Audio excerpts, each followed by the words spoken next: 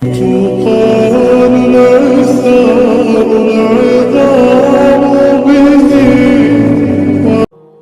تم غم سے پریشان ہوتے ہو، جب تم اللہ سے دعا کر کے آنسو بہاتے ہو، اور جب تمہیں لگ رہا ہوتا ہے کہ سب کچھ ختم ہو گیا ہے، جب تمہیں لگ رہا ہوتا ہے کہ تمہاری دعاؤں کو سنا نہیں گیا، اور جب تمہیں لگ رہا ہوتا ہے کہ اب جواب نہیں آئے گا، تب اللہ تعالیٰ تمہیں دیکھ رہے ہوتے ہیں، تمہاری دعاؤں کو سن رہے ہوتے ہیں۔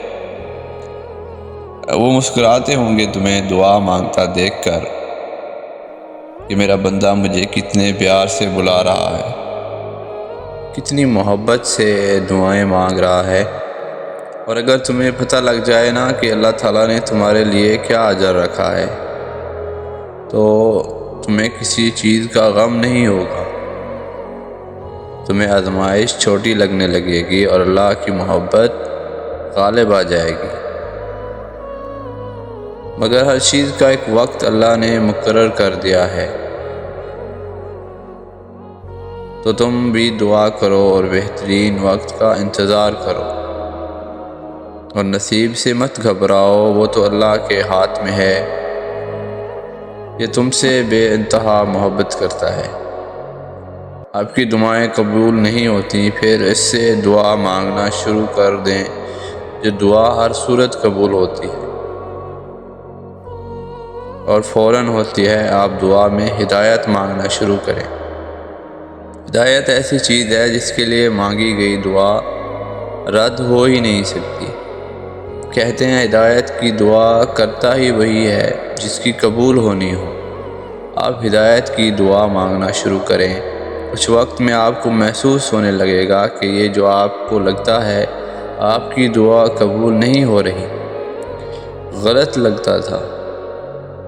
آپ کو حکمت کا معاملہ سمجھ میں آنے لگے گا، آپ اپنی دوسری دعاؤں میں مستقل مزاج ہو جائیں گے، دل میں وسوسے نہیں آئیں گے، آپ کو دعا مانگنے کا سلیقہ بھی آئے گا، آپ کے دل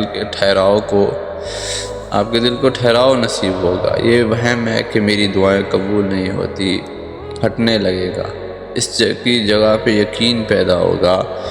ہدایت کی دعا مانگیں، آپ بہت مانگیں، آپ سب کچھ پا جائیں گے، کیونکہ اللہ کا وعدہ ہے جس نے ہدایت پا لی اس نے سب کچھ پا لیا۔ تو اللہ سے ہدایت مانگے، انشاءاللہ دیکھنا اللہ آپ کو بھی سب کچھ عطا کرے گا۔ عنقریب آپ کا رب آپ کو سب کچھ عطا کرے گا کہ آپ راضی ہو جائیں گے۔ اگر آپ یہ آج آیات سن رہے ہیں تو آپ کے لیے ایک نشانی ہے۔ آیات کا مطلب بھی ایک نشانی ہے۔ اللہ تعالیٰ بغیر کسی وجہ کے ہمیں اپنی آیات نہیں پڑھواتے۔ ہماری کہانی تو اللہ کے ہاں لکھی جا چکی ہے، سٹیپ بائی سٹیپ۔ اللہ تعالیٰ کو بہتر معلوم ہے کہ ہمیں کیا دینا ہے اور کیا نہیں دینا، اور کس مرحلے سے گزار کر دینا ہے۔ اللہ تعالیٰ خوب جانتے ہیں کہ میرے بندے کو اس وقت کون سی چیز دوں تو میرے بندے کے لیے بہتر ہوگی۔ اللہ تعالیٰ نے قرآن پاک میں ارشاد فرمایا وَلَسَوْفَ يُعْطِيكَ رَبُّكَ فَتَرْضَىٰ، کہ عنقریب ہم آپ کو اتنا عطا کریں گے کہ آپ راضی ہو جائیں گے۔ تو اللہ تعالیٰ کی جو یہ حکمت کا نظام ہے یہ ہمیں سمجھ نہیں آ سکتا۔ وہ اللہ جو ایک چونٹی جو کہ کالے پہاڑ پتھر کے اندر رہتی ہے، وہ اللہ اس کے چلنے سے بھی باخبر ہے، اس کو دانہ دینے سے باخبر ہے۔ تو آپ اس کی مخلوق کے اعلیٰ ترین انسان ہیں، اعلیٰ ترین بندے ہیں، اور اس کی محبوب کے بندے ہیں، اس کے محبوب کی امت میں سے ہیں، تو اللہ تعالیٰ آپ کو کیسے بھول سکتا ہے؟ بس اللہ تعالیٰ اپنے مقربین کو آزماتا ہے کہ جو بندے میری محبت کا دعویٰ کرتے ہیں کہ اللہ ہم آپ سے محبت کرتے ہیں، کیا یہ میری عطا کردہ نظام پر راضی بھی ہیں کہ نہیں؟ آپ بس اللہ تعالیٰ کی عطا پر راضی رہیں، اللہ تعالیٰ کا شکر ادا کریں کہ یا اللہ میں راضی ہوں آپ نے جو کچھ مجھے عطا فرمایا۔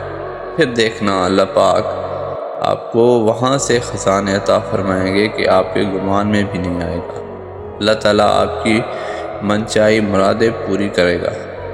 بس اللہ کی ذات پر یقین رکھیں، ادھر ادھر دوسروں کی مزاروں پر نہ جائیں، بس اللہ کی ذات پر یقین رکھیں، بے شک اللہ ایک سب کچھ کرنے والے ہیں۔